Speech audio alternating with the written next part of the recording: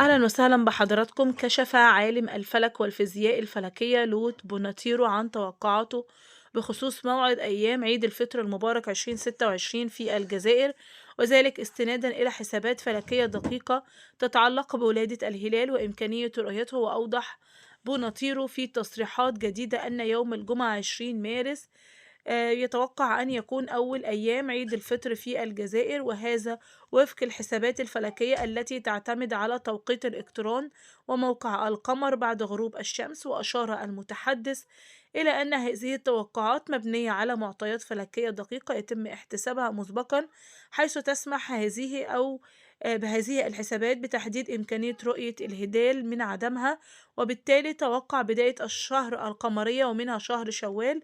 ورغم دقة الحسابات الفلكية، بيبقى الإعلان الرسمي عن أول أيام عيد الفطر في الجزائر من صلاحيات الجهات الدينية المختصة التي تعتمد أساسا على الرؤية الشرعية لهلال شهر شوال مساء يوم 29 من شهر رمضان بحسب هذه التوقعات الفلكية التي قدمها عالم الفلك لوت بناطيرو.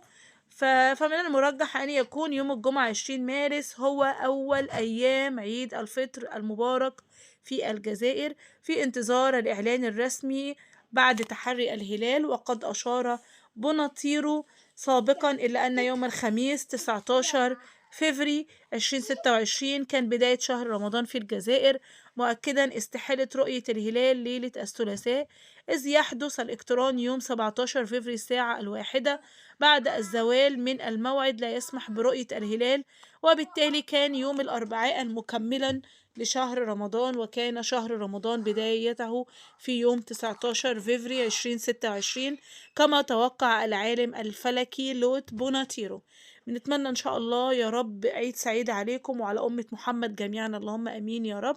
وربنا يبلغنا يتم تبليغ رمضان وعيد الفطر، اللهم أمين. انت الفيديو مع حضراتكم ومع السلامة.